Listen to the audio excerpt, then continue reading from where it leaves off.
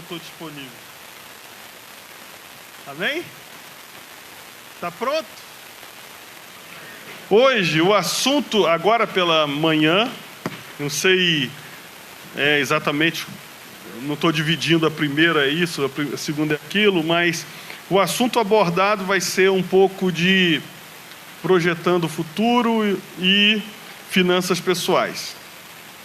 São princípios que, se eu fosse, como disse, falar para um público não cristão, ou que não creia em Deus, eu falaria a mesma coisa, sem citar a Bíblia, né?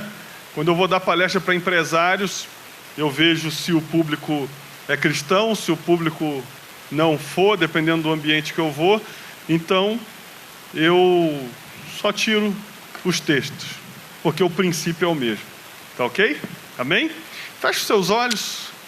Pai, obrigado porque essa atmosfera de louvor, de adoração, também produz aquilo que precisamos para entendermos, compreendermos a Tua Palavra. Espírito Santo, me ajuda a compartilhar aquilo que precisamos.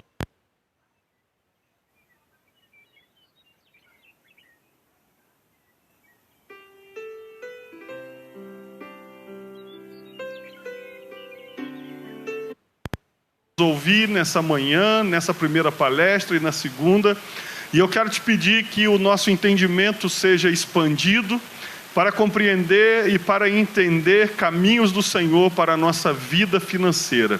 Nos ajuda e inspira-me, conecta a minha boca à tua boca, o meu coração ao teu coração, e que a tua voz fale pelos meus lábios. Eu te peço no nome de Jesus. Amém. Abra sua Bíblia no livro, na 3 João, capítulo 1, versículo 1 e 2. 3 João, acha Apocalipse e volta, que é rapidinho. Usa teu smartphone, bota no modo avião para Satanás não mandar mensagem. 3 João 1, versículo 1 e 2 diz assim: o presbítero ao amado Gaio, a quem eu amo na verdade. Amado, acima de tudo, faço votos por tua prosperidade. Deixa eu ver que versão que está aqui. Amado, desejo que te vá bem em todas as coisas e que tenha saúde, assim como vai a tua alma. Se você achar a revista e atualizada aí, RA ao invés de AA, eu acho que vai estar um pouquinho mais alinhado com o que eu vou falar. Porque a versão que eu estou usando diz assim: amado, acima de tudo, faço votos por tua prosperidade e saúde, assim como é próspera a tua alma. Aqui tem uma chave poderosa. João dizendo para Gaio: faço votos por tua prosperidade e saúde. E ele vai contar um segredo: assim como é próspera a sua alma. Então, entenda uma coisa já, se você estiver anotando, você já pode anotar aí: prosperidade começa na alma. A prosperidade não começa fora, a prosperidade começa dentro de você. Tanto é que João fala para Gaio: eu quero que você seja por fora aquilo que eu já vi que você é por dentro. Então, nós temos que ter isso, entender. Lembra, agora eu vou te dar outra prova bíblica. Lembra quando eu falei ontem sobre José? Quando eu falei sobre José, a Bíblia diz: e Deus estava com José, e era varão próspero. Ele tinha alguma coisa? Nada. Mas aqui dentro o que ele tinha? Prosperidade. Ele era próspero na alma. Irmãos, o que muda a vida externa financeira nossa é o que a gente é por dentro. Aí, se você pegar e fizer uma junção do que João está dizendo com o que Miles Monroe falava, ele dizia que a alma contém 3 coisas: desejos, pensamentos e emoção. Então ele diz assim, Myles Munroe, a alma tem desejos, pensamento e emoções. Vamos repetir isso? Desejos, pensamento e emoções. Então veja bem, se eu pegar a luz do que Myles ensinava, pegar a luz do que João falou, ele diria assim para Gaio: Gaio, eu desejo que você seja próspero e tenha saúde, assim como seus desejos, seus pensamentos e suas emoções são prósperas. Veja bem, se a alma é desejo, pensamento e emoção, quando João falou para Gaio, desejo que você seja próspero, conforme é próspera a tua alma, ele está dizendo, seus desejos são prósperos, seus pensamentos são prósperos, suas emoções são prósperas. Eu te mostro uma coisa. Por exemplo, já viu aquele cara que perde o emprego na hora que ele está com raiva e fala o que não devia falar? Quem mandou embora ele não foi o patrão, foram as emoções dele que mandou ele embora. Já viu aquele contrato que é perdido no momento de ira? No momento que a gente não consegue engolir aquilo que foi falado, para depois ser resolvido, e aí se perde um contrato. Por quê? Por causa das emoções. Porque, entenda uma coisa, ou você controla as suas emoções, ou as suas emoções vão controlar a sua prosperidade. Você está entendendo? Tem gente que é afetado financeiramente pelas emoções. Sabe? As emoções fazem você perder dinheiro. Aliás, todo negócio feito na emoção tende a dar errado. Eu já fiz isso. Uma época a igreja estava instalando um negócio lá, ia comprar um imóvel numa outra cidade. E aí, como não tinha dinheiro e eu estava emocionado, eu fui lá e comprei para segurar para a igreja. Fiz um péssimo negócio. Porque tudo que você fizer na emoção, provavelmente você vai perder dinheiro. Irmãos, as suas emoções afetam a sua prosperidade. E Gaio está recebendo um conselho. Assim como você é próspero nas suas emoções, isso vai vir para fora. Desejos podem nos fazer perder dinheiro, né? Pensamentos, pode fazer a gente nem ter. Irmãos, padrões de pensamento. Tem um livro fantástico lá atrás, na livraria, Ative o Seu Cérebro. Se você não leu esse livro, você precisa ler. É um livro fantástico. Eu vou te dizer que dos últimos anos está entre os melhores livros que eu já li. Né? Esse ano eu ainda estou fraquinho, estou lendo o 10º livro ainda, mas você lê mais do que isso, não lê? Então você tem que ler mais. Você sabe o que Salomão falou? Adquira sabedoria com todas as suas forças. E o que a gente faz? Pede só sabedoria para Deus. Senhor, me dá sabedoria, me dá sabedoria. Aí o homem mais sábio do mundo diz: adquira sabedoria com todas as suas forças. Você tem que ler. Tem uma sabedoria que é celestial e tem uma que você busca. É a que Salomão falou, entendeu? E esse livro, Ative Seu Cérebro, se você puder, passa lá atrás. Pastor, você está vendendo ele? Não, é da Chara. Olha só, mas é um livro que abriu a minha mente para um monte de coisa. Ok? Agora, por que eu estou falando disso? Porque eu estou falando de pensamentos. E aquele livro lá fala muito disso. Tem muita gente que só está passando o que está passando porque está pensando da maneira errada.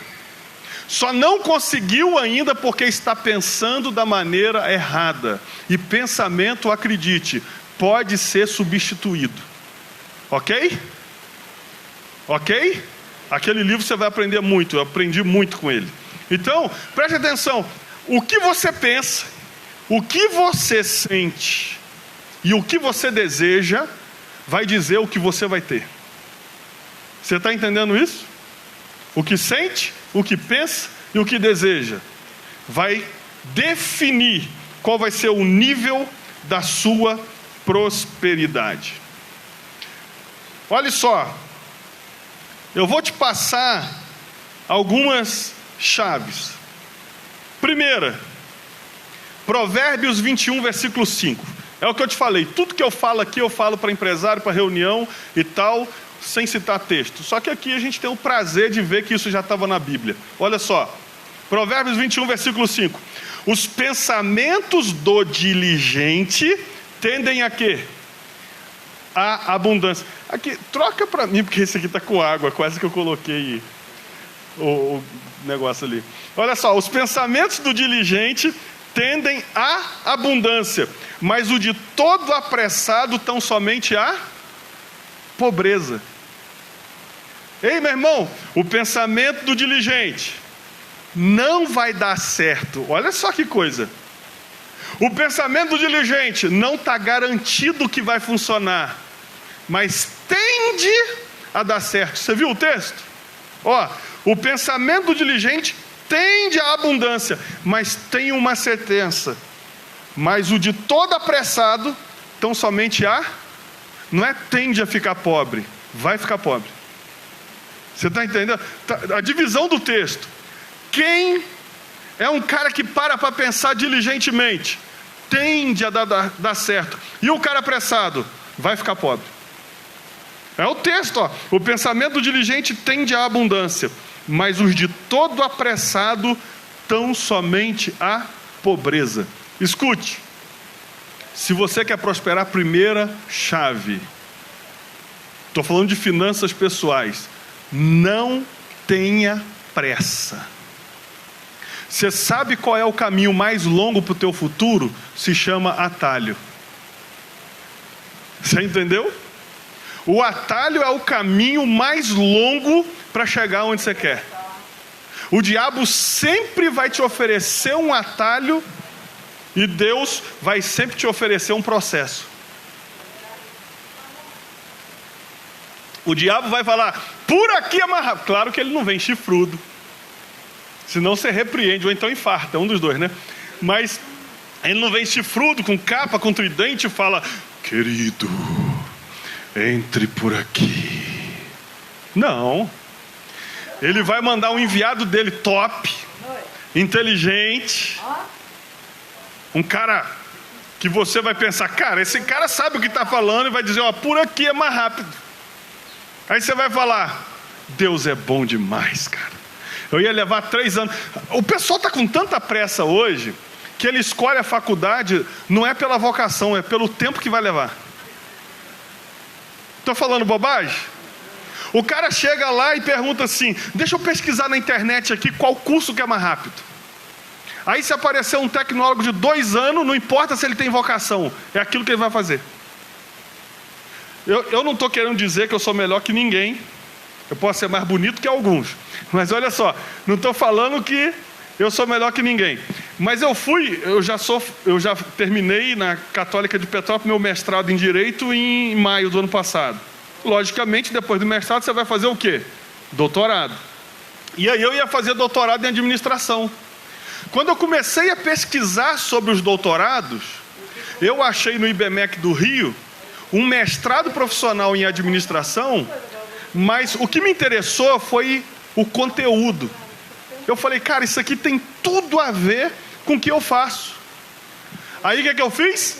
Ao invés de fazer doutorado, primeiro vou fazer o segundo mestrado por causa do conteúdo que tem lá. Mais 2 anos.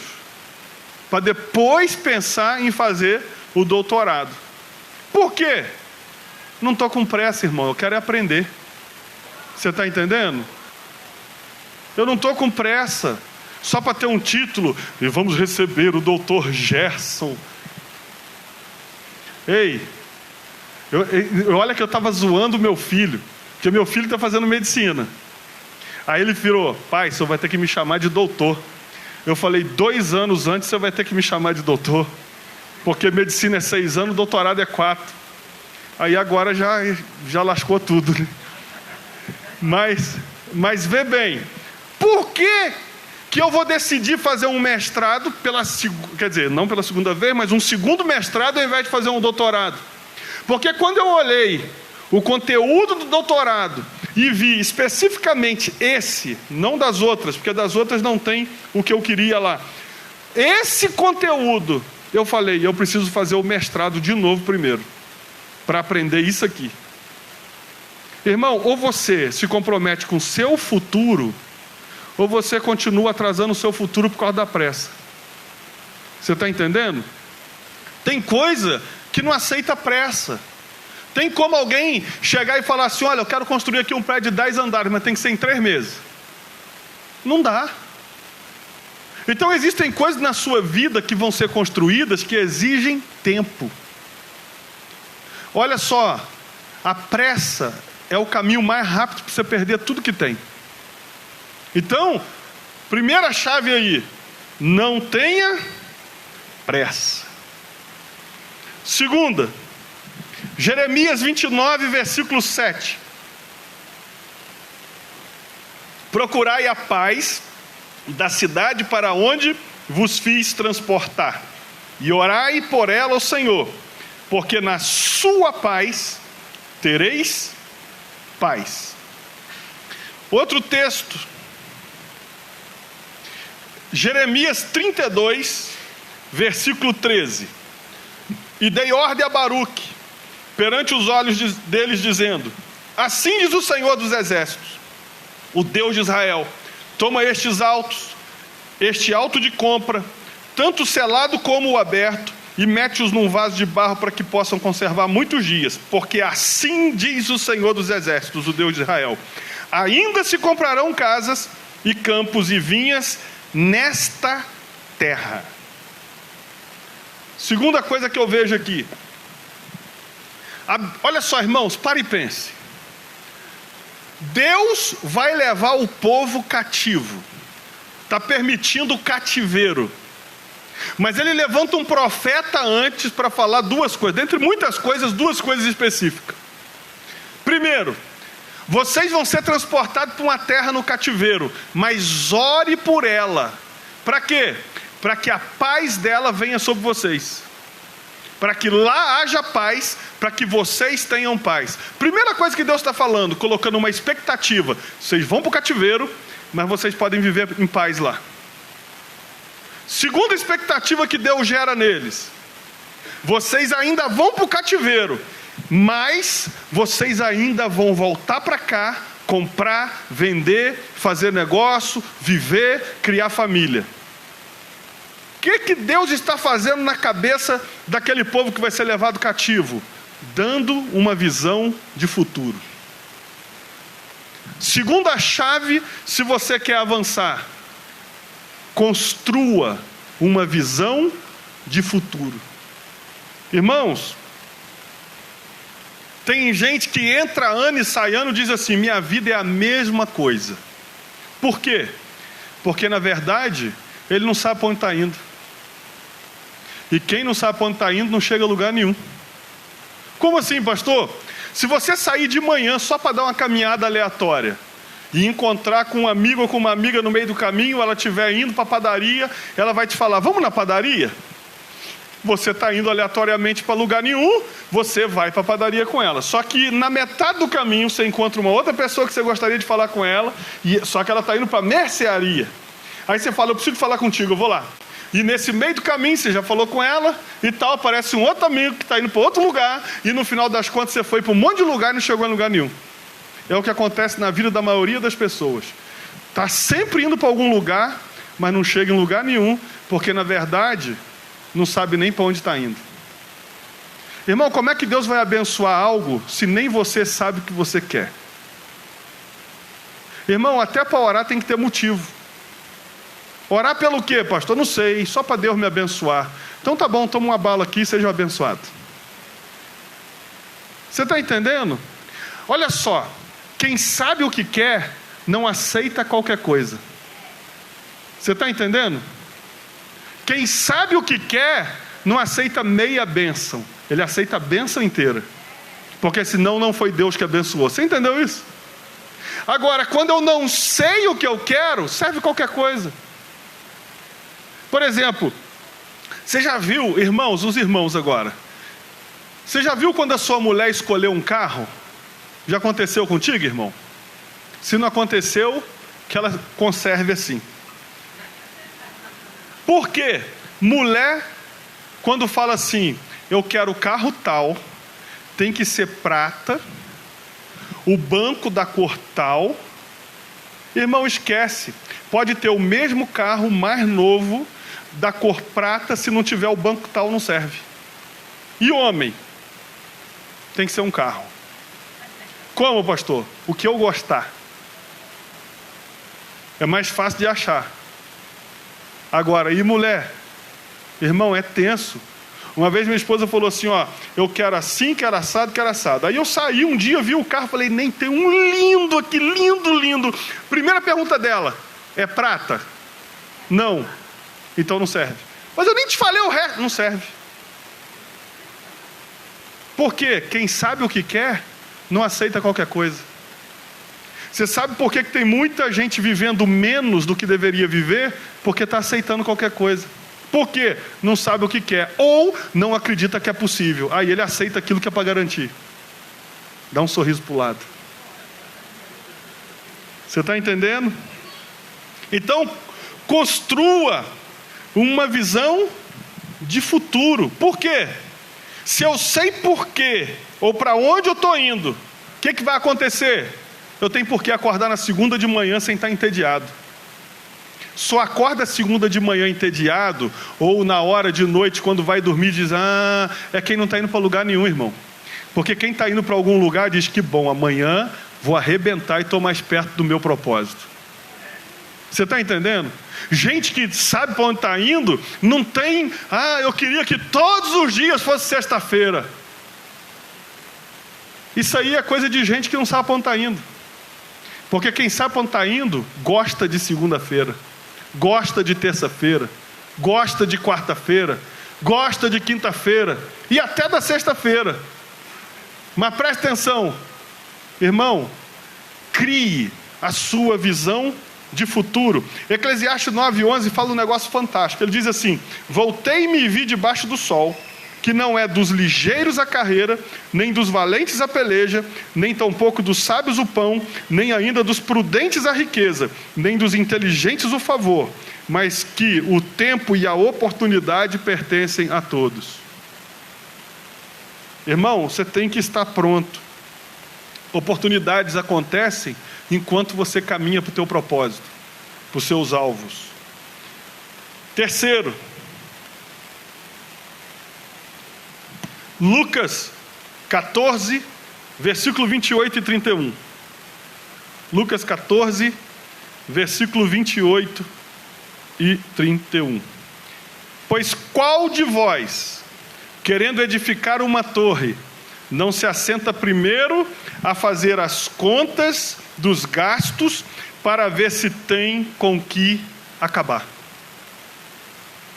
Acho que nessa época não tinha brasileiro ainda.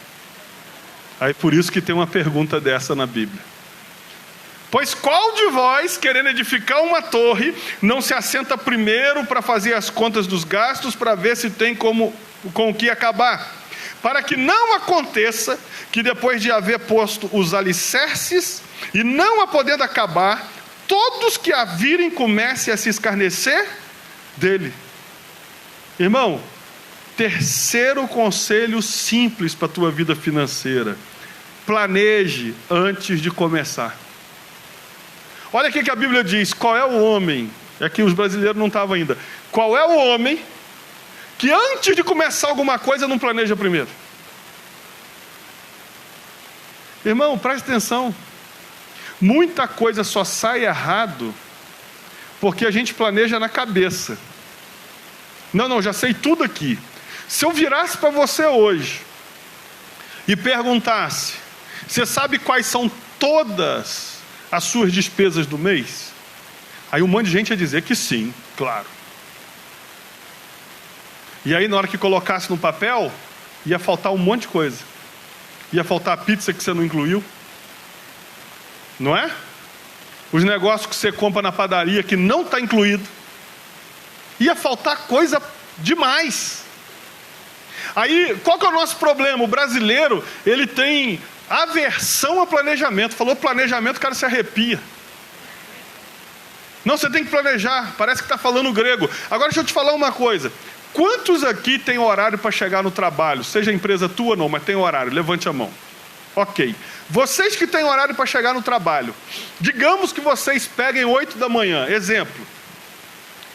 Aí, às vezes, a sua casa fica a 20 ou 30 minutos do trabalho. Não levante a mão, porque se você levantar a mão nessa pergunta vai ficar muito feio. Mas tem alguém aqui que chega atrasado no trabalho todo dia? Por que você não chega no trabalho atrasado todo dia? Porque se tiver alguém aqui nessa situação, me dá o telefone do teu patrão que eu vou pedir ele para te mandar embora.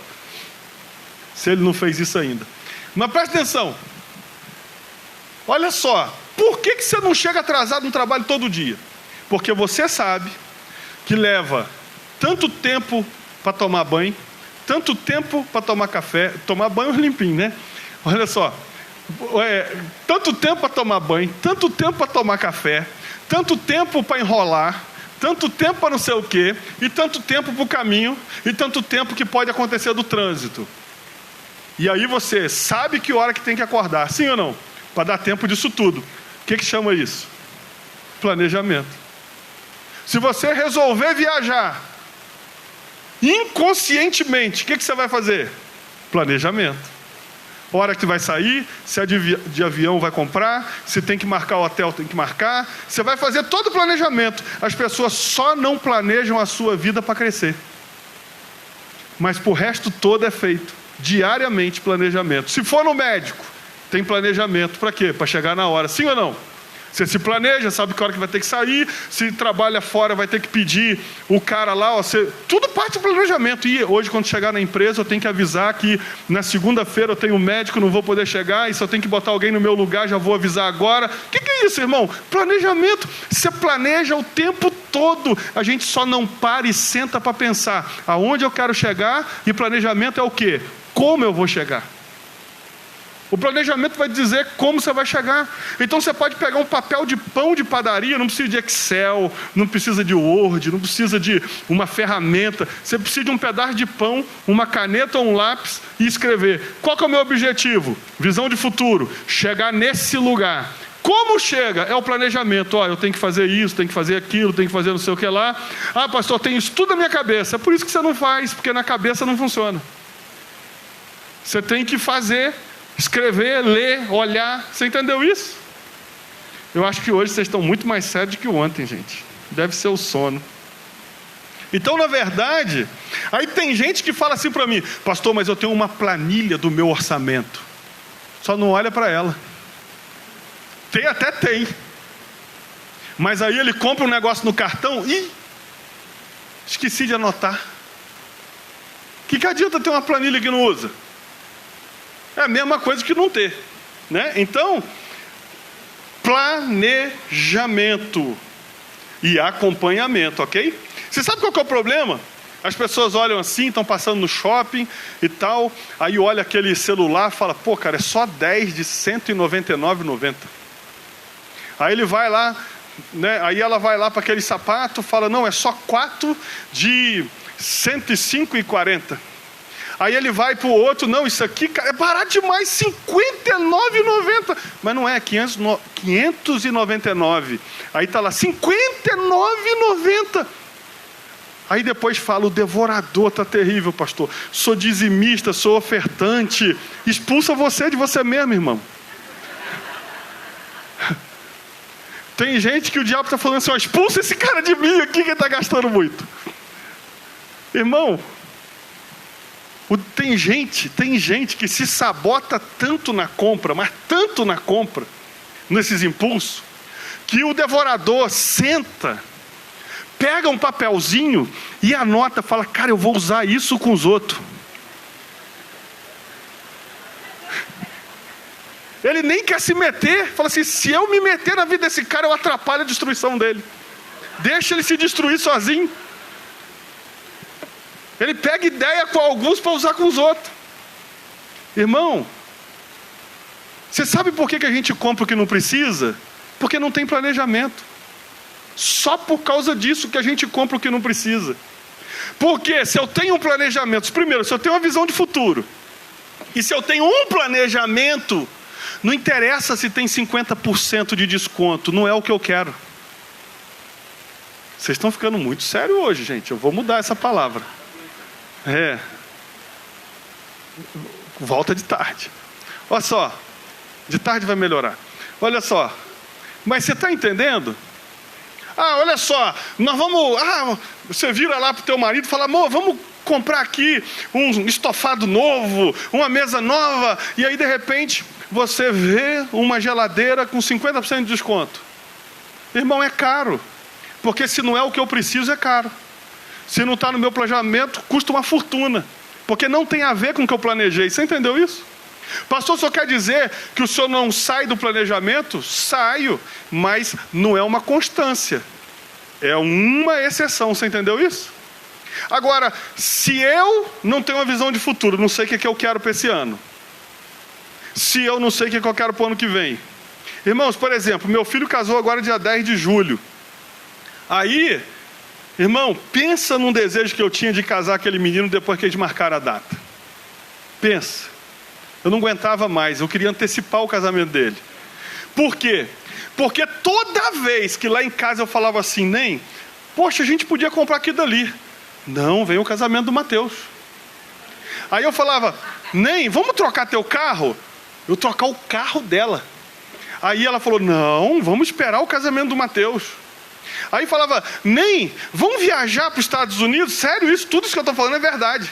Eu falei assim, vamos viajar para os Estados Unidos? Vamos deixar passar o casamento do Mateus? Irmão, eu fiquei mais de um ano ouvindo. Mas vem o casamento do Mateus. Vamos esperar o casamento do Mateus. Deixa passar o casamento do Mateus. Eu falei, Mateus, vamos casar antes? Aí, irmão, ele casou dia 10 de julho. A minha casa foi transformada. Já troquei o carro dela. Comprei um carro novo para ela. Troquei o carro dela. Aí ela está tão feliz. Eu pensei, gente, mulher muito esquisita, ela podia estar feliz antes. Já fomos passear na Disney.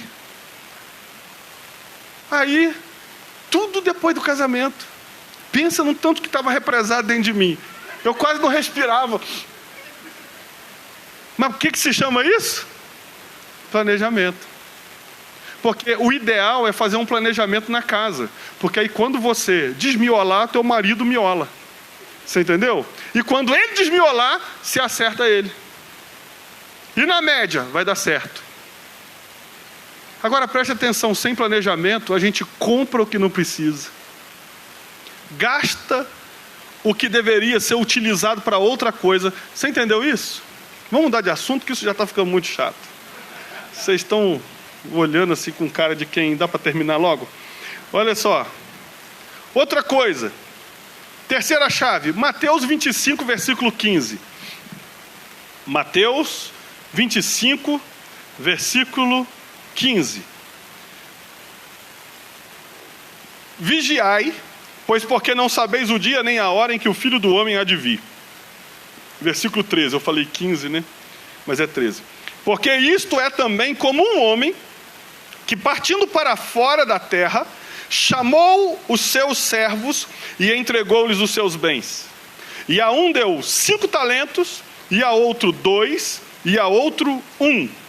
A cada um, segundo a sua capacidade, e ausentou-se logo para longe. Presta atenção. Terceira chave que a gente precisa entender. Prosperidade exige preparação. Prosperidade exige preparação. Por quê, pastor? Olha o que a Bíblia está dizendo. O senhor ia viajar, chamou um, entregou 5 talentos, e talentos aqui nessa época era dinheiro, ok? Por isso que Jesus fala, deveria ter dado meu dinheiro aos banqueiros depois, Jesus, aí. Por isso que o Senhor diz, deveria ter dado meu dinheiro aos banqueiros. Aí, 5 talentos para um, 2 para o outro, 1 para o outro. Qual é a chave do recebimento? Segundo a capacidade de cada um. Por que o que recebeu 1 foi 1? Capacidade de administrar 1. Mas tinha capacidade. O de 2, capacidade de administrar 2. O de 5, capacidade de administrar 5. Irmão, aqui é uma chave que a gente precisa entender. É Deus que dá, mas é você que se prepara para receber. Deus vai dar? Dá, mas Deus não é Deus de desperdício. Ele não vai te dar algo que você não possa segurar, porque senão você vai ficar frustrado. Então, aqui o Senhor dá conforme a capacidade. Então, você sabe o que eu tenho entendido? Que nós temos que aumentar a nossa capacidade de receber. Temos que aumentar a nossa capacidade de portas se abrirem. Por quê? Porque senão Deus não vai desperdiçar e nem ser injusto. Ou seja, quem nos dá é Deus, mas quem se prepara para receber somos nós. Então, se você entender isso, você não tem por que deixar, por exemplo, de estudar, de fazer um curso, de se especializar naquilo que você faz. Porque cada vez, isso é espiritual, cada vez que você se capacita um pouco mais, Deus aumenta a porção sobre a sua vida, entende? É um princípio espiritual, irmão. Cada vez, quando eu terminei o meu mestrado em Direito, eu falei, Senhor, pode usar isso para me abençoar mais, que eu estou pronto.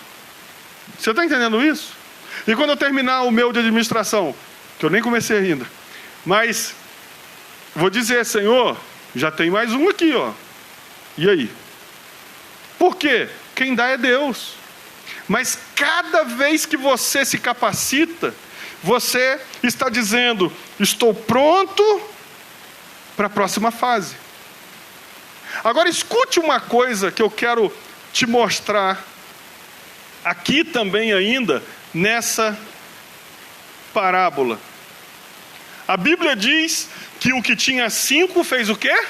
Entregou mais 5, ou 10 no total. O que tinha 2 entregou 4. E o que tinha 1? Escondeu. Por que ele escondeu? O texto diz, por que ele escondeu? Porque ele teve medo. Ele disse assim, eu sabia que tu és um homem rigoroso, que colhe aonde não plantou, e então tive medo e escondi. Aqui está o seu 1 talento. Aí o Senhor vira para ele e diz assim, servo mau e infiel. Ele diz assim, deverias ter dado o meu dinheiro aos banqueiros, para que eu, voltando, recebesse os juros. Mas porque fizestes isso, tirai dele e dê porque tem 5. Irmão, você sabe o que tem impedido muita gente de crescer? O medo. Medo de quê, pastor? De dar errado. Irmão, tem coisa na sua vida que só tem um jeito de saber se vai dar certo. É fazendo. Mas qual que é o nosso problema? A gente quer adivinhar o que vai acontecer. A gente quer ter a certeza que vai funcionar 100%. Ninguém vai ter a certeza que funciona 100%. Até quem tem certeza que vai dar certo, não tem como garantir que vai dar certo. Porque tem coisa que não depende de nós, tem coisa que não depende só do mercado. E aí? Não tem como prever. Tem como prever uma alta do dólar? Não tem. De repente acorda um cara lá nos Estados Unidos brigando com um cara da China e tudo dá ruim. Simplesmente o dólar dispara, a bolsa cai. Por quê? Porque alguém resolveu de um dia para a noite taxar uns negócios chineses lá. Aí deu ruim. Você tem como controlar o Trump? Não. Então, meu irmão, não existe garantia que vai dar certo. Só tem uma garantia. Se você cair, Deus te levanta. Essa é a garantia que o crente tem. Que Deus bota caminho onde não existe, abre porta onde não tem, que Ele pega o necessitado no monturo e faz assentar com príncipes do povo dele. Essa é a garantia. Isso pode estar garantido. Agora, que vai funcionar, só dá para descobrir fazendo. É claro, você vai planejar, lembra? Qual é o homem que antes de começar não vai planejar? Aí o cara fala, o diabo está furioso. Não, você nem planejou. Mas veja bem, se você planejou, se você sabe para onde está indo, você precisa ter coragem para ir. Não adianta ter uma boa ideia dentro da sua cabeça. Boa ideia só vira o dinheiro quando sai da sua cabeça. Uma boa estratégia só vira dinheiro quando sai da sua cabeça e vira atitude. Irmão, não adianta ficar falando as suas ideias para as pessoas. Por quê? Suas atitudes têm mais poder do que as suas palavras. Você pode ficar falando, vou fazer, e não fazer nada. Aí vem um cara que nem se preparou tanto, faz e dá certo. Por quê? Simples detalhe. Ao invés dele ficar falando, ele fez. Golias ficou falando, hoje eu vou entregar você para as bestas do campo, eu vou acabar contigo, eu vou te arrebentar. Aí vem Davi, eu venho contra ti, em nome do Senhor dos Exércitos. Quando ele acabou de falar isso, a Bíblia diz que ele correu em direção a Golias. Alguém está falando assim, o cara está correndo para a morte, ó. Mas olha só, correu, acertou a pedra na cabeça dele. Golias caiu. Ele corre para cima de Golias, pega a espada e mata. Irmão, tem gente que na hora de correr está andando. Então preste atenção no que eu estou te falando. Olha só, não deixa o medo roubar a tua prosperidade.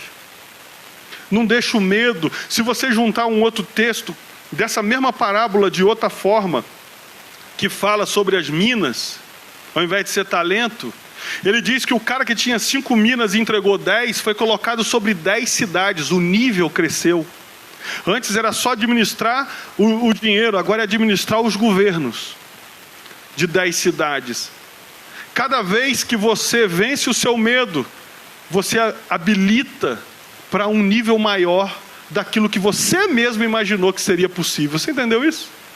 Então veja bem, medo não é um problema, desde que você não deixe ele te controlar. Você sabe o que é o medo? Um agente de Satanás para te manter parado. O medo é um agente de Satanás para fazer você ficar no mesmo lugar. O diabo sabe que se colocar medo na gente, a gente nem luta. Então Golias, antes de lutar, olha só, irmão, se o moleque é pequenininho, Golias já tinha que ter ido lá e matado o menino. Mas qual é a estratégia do diabo? Vou te arrebentar. Você vai colocar esse negócio, vai quebrar de novo. É o Golias falando para Davi, você sabe o que eu vou fazer com a tua carne? Vou deixar aqui para os abutres comer. Vou mostrar para todo mundo. Vou arrebentar. É o que o diabo faz. Por quê? Irmão, grava o que eu vou te dizer. O diabo tem tanta força quanto você dá para ele. Porque se todo o poder foi dado para Jesus no céu e na terra, o que sobrou para ele? O poder que você dá para ele. Então escuta o que eu vou te dizer, irmãos. Não deixa o medo ficar travando o seu futuro. Vença o medo. Outro princípio. Provérbios 22, versículo 7. O rico domina sobre os pobres, e o que toma emprestado é servo do que empresta. Eu vou pegar só a segunda parte de Provérbios 22, versículo 7. E o que toma emprestado é servo do que empresta. Escuta, quarta coisa. Não faça do empréstimo a sua primeira opção. Tem gente que só passa uma coisa na cabeça dele, empréstimo.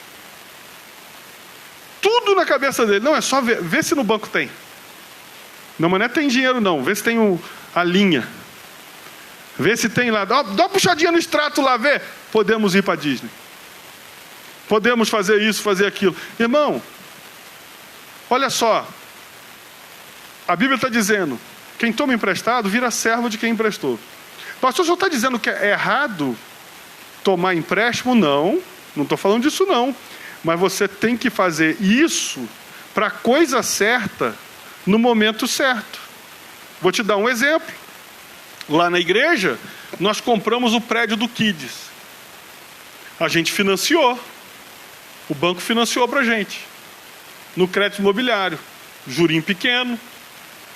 Em 6 anos, já pagamos 3 anos e um pouquinho. Falta lá uns 200 mil para quitar. É um empréstimo. Mas a gente não pega empréstimo toda hora, nem para qualquer coisa. São coisas específicas, um investimento. A gente comprou por X e 3 anos depois já vale muito mais. É um investimento. Agora, qual que é o nosso problema? Ou o problema de alguns? Para ele, a primeira opção é o empréstimo. Não, vê lá quanto é que dá. O cara não vê nem quanto que é o juro, ele vê quanto que é a parcela. Vê quanto é a parcela para ver se dá para pagar. E aí o cara vai pagar 3 daquilo que ele quer comprar, porque ele só viu o valor da parcela, mais nada. Então, o outro conselho que eu te dou: não faça do empréstimo a sua primeira opção. Vamos continuar aqui. Uma pausa. 2 Reis, capítulo 4, versículo 1. 2 Reis 4, versículo 1 diz assim: e uma mulher, das mulheres dos filhos dos profetas, chamou a Eliseu dizendo: meu marido teu servo morreu, e tu sabes que o teu servo temia o Senhor, e veio o credor a levar-me os meus 2 filhos para serem servos. Sabe o que eu aprendo aqui? É possível o profeta morrer endividado. É possível o profeta ser homem de Deus, cheio do Espírito Santo, e deixar a família na sarjeta. Olha só, o cara da escola lá de profeta, um profeta morre e a mulher vem desesperada. Para quê?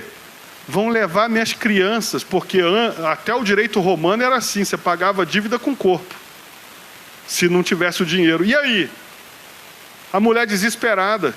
Irmão, um dos projetos de vida nossa, um deles, pode ser você ficar rico, pode ser você comprar os imóveis que você quer, pode ser comprar tudo que você quiser, lancha, avião, tudo, não tem nada, tem problema. Mas uma das coisas que a Bíblia diz é que o bom homem entesoura para o filho dos filhos. O bom homem entesoura, não é nem para o seu filho, é pensando no neto. Que cada um corra atrás. É por isso que muitas vezes as gerações acabam empobrecendo ao invés de enriquecendo. Irmão, escuta, a Bíblia chama de bom homem o cara que guarda para o neto, que está pensando no futuro do neto. Um dos nossos objetivos de vida, irmãos, o prazer que eu tive quando eu comprei um outro apartamento uma vez, eu andando com meu filho no carro, eu falei: Mateuzinho, você sabe qual que é o maior prazer de eu ter comprado mais um? É porque quando eu morrer, já vai ter mais coisa para você. Irmão, preste atenção. A Bíblia fala: você quer ser bom? Pensa nos seus netos. Dá um sorriso para o lado, vocês estão muito estranhos. Outra coisa. 6ª coisa. Não tome decisões financeiras na emoção.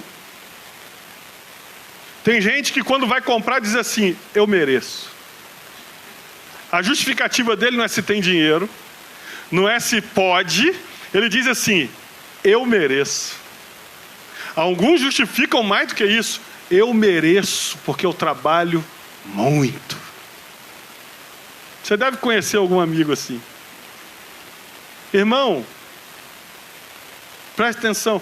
O outro ainda fala assim, esse é crente, né? Aí o crente fala: eu mereço, eu sou filho de Deus. É ou não é? E Jesus era filho de Deus e morreu por nós. Você merece também. O que? Morrer? Não, claro que não. Mas olha só, irmão, decisão financeira nas emoções dá ruim. A gente tem que começar a entender que você tem que aprender a dizer não para 2 pessoas, para os outros e para você. O dia que você aprender a falar não para você, para algumas coisas, porque para os outros é mais fácil. Não tenho, não posso. Mas quando a gente quer de verdade falar não para a gente, irmão, é tenso. É ou não é? Se nós queremos crescer, nós precisamos ser menos emocionais e mais racionais. Nessa hora, na hora do consumo. Então, você precisa colocar na sua cabeça que existem coisas que não podem ser decididas na emoção. O cara te pediu para ser fiador. Você tem que ver se ele pode pagar e não se ele é teu amigo. Você está entendendo isso? Olha só, pastor, mas o fulano é gente boa. A questão não é se ele é gente boa, é se ele pode pagar. E aí você vai decidir se vai ser fiador dele, não é pela emoção dele ser legal, é pela certeza que ele pode pagar. E se no meio do caminho ele não puder, você tomou uma decisão consciente, não emocional. Está entendendo o que é decisão emocional? Não, fulano, ciclano e tal. Teve uma pessoa, uma vez, da minha família, que me ligaram, disseram, poxa, tinha que ajudar o fulano, porque está entrando em depressão, e eu tenho medo que faça uma bobagem, e está devendo 3 parcelas do carro, vão tomar o carro, e aí vai piorar a situação, e blá, blá, blá, blá, blá, blá, blá, blá, todo emocional. Aí, deixa que eu vou dar uma ligada pro fulano. Liguei pro fulano. Ô fulano, me explica essa situação aí que me falaram. Porque eu comprei assim, comprei assado. Eu falei, quanto que é a prestação desse negócio? É tanto. Eu pensei, cara, nem eu compraria um carro para pagar essa prestação. Pensei comigo na hora. Falei, tá doido? Eu falei assim, na época eu falei, tá doido esse valor. Falei, deixa eu te dizer um negócio, eu entendo disso aí. Você faz o seguinte, você vai lá no banco, pede para dar indação de pagamento. Mas o carro não vai pagar o valor da dívida, porque financiou quase tudo. Falei, aí você pede para pagar a diferença em 36 vezes. Pô, mas aí eu não quero. Falei, então eu não posso te ajudar. Aí liguei para outro cara, falei, não dá para ajudar não. Porque eu já dei a dica, falei que é para fazer assim, assim, assim. Mas e se matar? Falei assim, vai morrer, vou fazer o quê? Parece insensível, né? Mas eu disse para aquele cara aquele dia, falei, presta atenção, se a gente pagar essa conta, vai ter outra. Você sabe por que tem gente que vem te pedir a mesma coisa toda vez? Porque você está pagando. Irmão, presta atenção. Se você impedir que as pessoas tenham as experiências dela, elas nunca vão aprender. E pior que eu vou falar agora, se é Deus que está tratando na vida dela, Ele vai ter que tratar contigo para parar de atrapalhar. Você parou para pensar nisso? Ajuda Jonas, irmão. Ajuda Jonas, para você ver o que acontece com o teu barco. Olha só, o comandante estava desobedecendo a ordem de Deus? Não. O dono do navio? Não. Os marinheiros? Não. Os caras que estavam viajando junto? Não. Mas Jonas estava lá.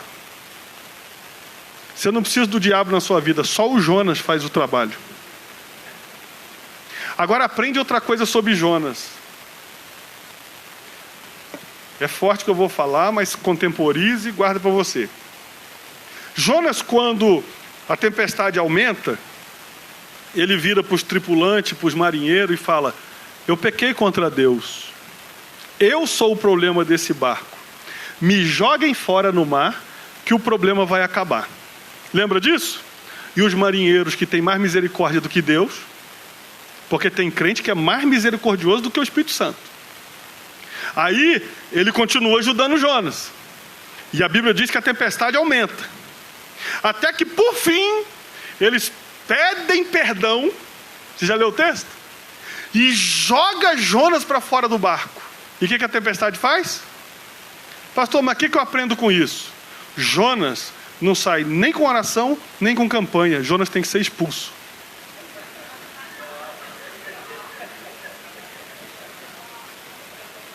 Senhor, tira o Jonas da minha vida. Deus está falando, é você que expulsa. Estou em 10 dias de jejum. Vai morrer de jejum.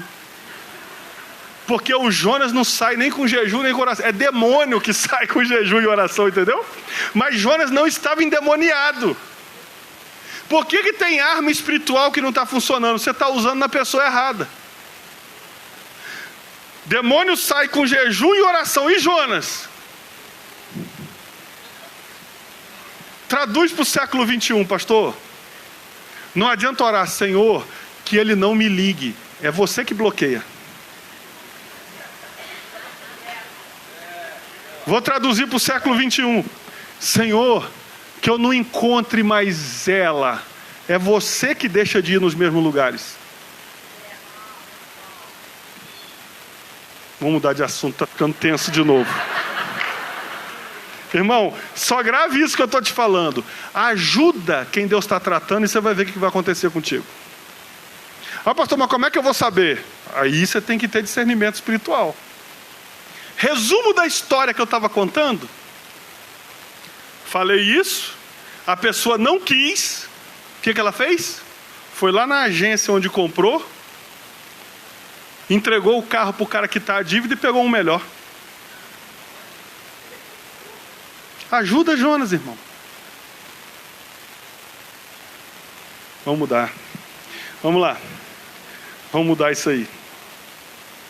Então, meu irmão, próxima vez que você tem que tomar uma decisão financeira, seja fiador, seja o que for, você seja racional e não emocional, ok? 7º princípio. Vamos lá. E aí eu vou parar nesse aqui para a gente dar uma pausa e voltar no outro. Que aí eu vou completar esse e partir para o próximo. Ó, 7º princípio. Lucas 16, versículo 10. Você vai se espantar com o que eu vou dizer agora nesse princípio aqui. Olha só. O princípio é simples, nem precisa de abrir a Bíblia. Quem é fiel no pouco, também é fiel no muito. E quem é injusto no pouco, também é injusto no muito. A gente geralmente ouve isso para que momento do culto? Momento de dízimo ou oferta? Sim ou não? Vamos olhar pelo lado financeiro? Tirando oferta e dízimo, eu vou traduzir. Quem não sabe guardar pouco, nunca vai saber guardar muito. Ah, mas como assim, pastor? Porque tem gente que para guardar está esperando aumento. E se você não for fiel nesse pouco para aprender a mostrar para Deus que você é capaz de guardar com isso que tem, não adianta. Irmão, preste atenção. Você tem que ser fiel, é nesse pouco aí. Pastor, mas tem gente que ganha um salário mínimo e não tem como guardar. Não tem como guardar R$100, mas tem como guardar 10. Pastor, você está falando sério, guardar R$10? Deixa eu te falar um negócio. O que eu vou fazer com R$10, pastor? A mesma coisa que você ia fazer quando não tinha, ia pedir para os outros R$10. Porque você já viu, o cara fala, R$10 não dá para nada, mas tem hora que ele vai e pede para os outros porque precisa de R$10. Então preste atenção, meu filho com 6 anos de idade, eu virei para ele, eu sempre, até os 20 mais ou menos, eu botava ele para dormir. O que era botar para dormir lá em casa? Eu vou lá, deito com ele ora por mim, e eu oro por ele, e pronto, isso era botar para dormir. Isso veio desde criança e foi até os 20 anos mais ou menos. Aí o que acontece? Um dia com 6 anos de idade que eu estava botando ele para dormir, falei, Mateuzinho, está na hora de você trabalhar. Ele ficou com essa cara aí. Olhou para mim e falou, pai, quem vai me dar emprego? Eu falei assim, eu vou fazer o quê? Falei, catar cocô do cachorro no quintal. E eu vou ganhar quanto? R$1 por semana. Porque eu sempre fui contra a mesada. Aí eu falei assim, R$1 por semana. Então tá bom. Falei, então você começa amanhã. Mas de vez em quando o menino faltava. Eu estou sentindo gente falando que eu sou miserável aí. Eu estou sentindo isso. Foi revelação. Olha só. Aí o que acontece? O menino feliz, irmão. 6 anos de idade, R$1. Ele tem 22 hoje. 16 anos atrás. Aí o que acontece? Ele começou a faltar emprego. Chegava lá, tinha dia que estavam os negócios lá no quintal. Falava, Mateuzinho, porque eu fiquei brincando com os priminhos, aí não deu tempo, não sei o quê. Aí depois de algumas vezes a longanimidade acabou, chamei ele e falei, filho, na vida real, quando a gente falta emprego é descontado. Então nós vamos fazer uma multinha para o dia que você faltar. Cada dia que você faltar tem R$5 de multa. Gente, vocês são muito bondosos. É pedagógico. Aí ele falou, tá bom, pai. Irmão, Petrópolis só tem 2 tempos, ou tá chovendo ou vai chover. Irmão, se ele brincasse com os primos, esquecesse a hora, debaixo de chuva ele catava, para não pagar 5. Aprendeu. Quando eu fui dar o primeiro R$1 para ele, falei, o que você vai fazer com isso, Mateuzinho? Vou comprar bala, vou fazer não sei o quê. Falei, não, filho, tem que tirar o dízimo. Olha o outro rindo do dízimo. A Bíblia diz assim, ensina a criança no caminho. Estou ensinando. Falei, tem que tirar o dízimo. Então tira 10 centavos aí, é dízimo. E o que você vai fazer com os 90? Agora eu vou comprar bala. Eu falei, não, você guarda. Aí ele guardou os 90 centavos, né? Aí na outra semana guardou os 90 centavos. Na outra semana guardou os 90 centavos. Quando tinha lá uns R$4, sei lá quanto, eu falei, Mateuzinho, tem um negócio chamado assim, aplicação, que paga juro para quem guarda dinheiro. É um prêmio. Você quer que abra uma poupança para você ganhar o juro de prêmio? Quero, pai. Ele me deu, mas fez questão do comprovante, né? Aí fui lá, abri uma poupança. Eu fico imaginando o gerente do banco. Abre a poupança, por favor. Quando você vai botar? R$4. Toma aqui. É do meu filho. Qualquer coisa que eu dissesse ia piorando, né? Aí, beleza. Aí, quando eu fui... Depois que abriu a poupança, quando eu fui pagar o Mateus na semana seguinte, ele falou, me dá o dízimo e bota o resto na poupança e traz o comprovante.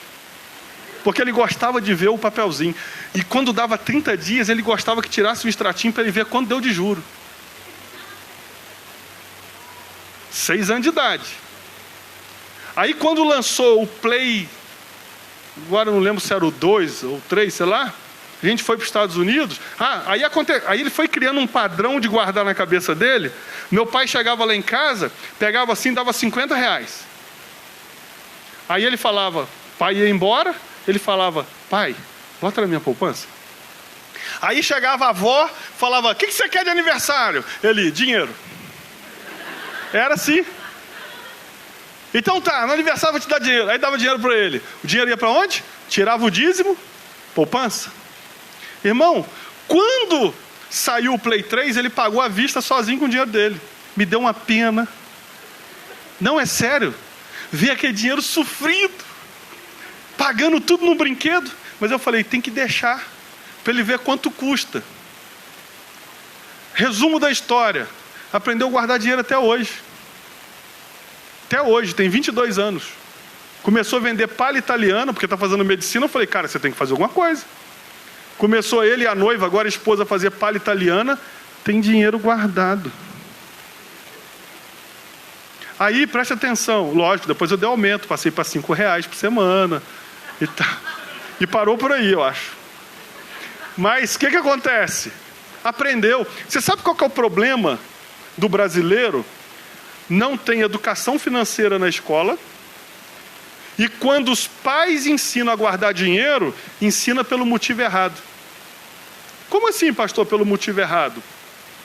Quando o pai ensina para a filha a guardar dinheiro, ele diz assim, meu filho, você tem que guardar, porque pode ser que aconteça alguma coisa e você tem dinheiro. Irmão, a gente não guarda dinheiro para emergência.